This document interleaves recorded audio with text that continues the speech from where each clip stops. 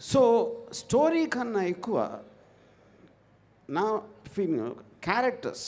ఇప్పుడు మనుషులు ఉంటారు, మనుషులు డెసిషన్స్ తీసుకుంటారు, ఏమి వ్యూహం పని తీసుకుంటారు, లేకపోతే ఎలాంటి పరిస్థితుల్లో తీసుకుంటారు, బయటికి ఎలా కనిపిస్తారు, లోపల ఏం ఆలోచిస్తారు, ఏం వ్యూహాలు పన్నుతారు అనే ఒక సైకలాజికల్ ఆస్పెక్ట్లో నేను నేను నేను నేను పొలిటికల్ మనిషి కాదు, నాకు తెలియదు పాలిటిక్స్, కానీ పొలిటికల్ సైకాలజీ అనేది నాకు తెలుసు అని నా feeling as a writer and director. So ఇప్పుడు క్యారెక్టర్స్ గురించి చెప్పాలి అంటే,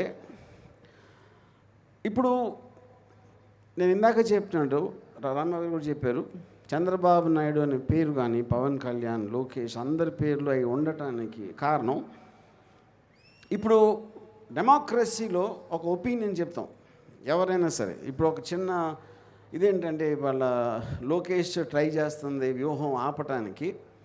తను వన్ ఆఫ్ ద థింగ్స్ ఏం పెట్టాడంటే, పిటిషన్లో ఇలాగ మమ్మల్ని కించపరుస్తున్నారు సినిమాలో. తను పొద్దున్న లెగిస్తే చేసేది ఉట్టి కించపరచడం. జగన్ని సైకో జగన్ అంటాడు, లేకపోతే మా హంతకుడు అంటాడు, ఇది అంటాడు, అదంటాడు, అది కించపరచడం కదా. అసలు ఇది మీనింగ్ ఉందా దానికి? చంద్రబాబు నాయుడు గారు కానీ, పవన్ కళ్యాణ్ కానీ, లోకేష్ కానీ, జగన్ గారు గవర్నమెంట్లో ప్రజలకు ఆ పని చేస్తున్న టైంలో వీళ్ళందరూ కేవలం అవతల వాళ్ళని తిట్టడం ఒక్కటే పని పెట్టుకున్నారు, అందరికీ తెలుసు.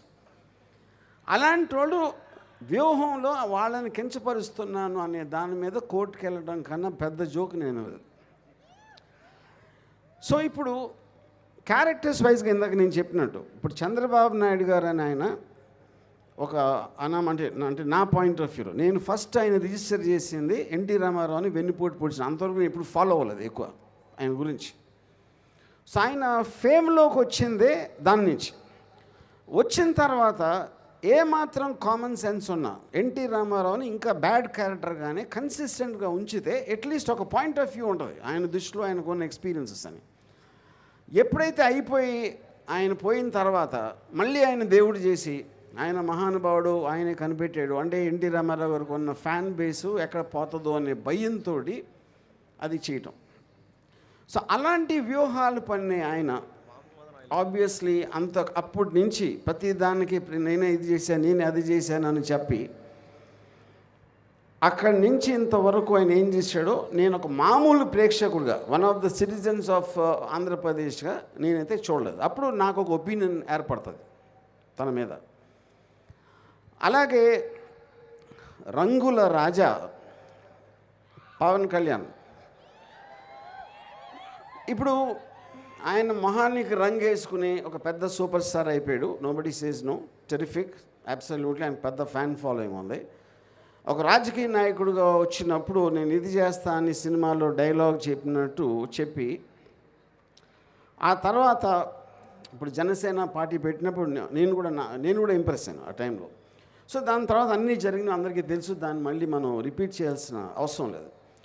ఇప్పుడు లేటెస్ట్గా చూస్తే ఊరు పేరు తెలియని ఒక అమ్మాయి తెలంగాణలో ఫేమస్ అయిపోయి బర్రెలక్క, అంటే బర్రెల్ని కాస్తుంది. బర్రెల్ని కాసే ఒక అమ్మాయి అంత పాపులర్ అయిపోతే, ఈయన సూపర్ స్టార్ అయ్యి ఉండి బర్రె లెక్క అయిపోయాడు.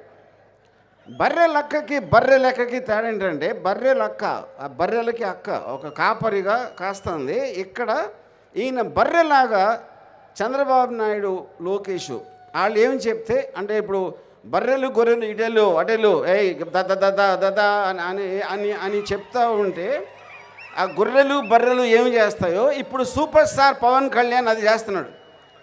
ఇది నేను జనసేన మనిషిని కాదు, కానీ జనసేన కన్నా ఎక్కువ పవన్ కళ్యాణ్ నాకు ఇష్టం. కానీ ఇప్పుడు అది మొత్తం పోయింది నాకు, because of his thing. So ఇప్పుడు ఇప్పుడు లోకేష్ అని అసలు అతను ఎవరు, చంద్రబాబు నాయుడు కొడుకు కాకపోతే అతని ఒక కార్యకర్త దగ్గర బాయ్గా చేయటానికి కూడా తనకి పొజిషన్ లేదని నా ఫీలింగ్.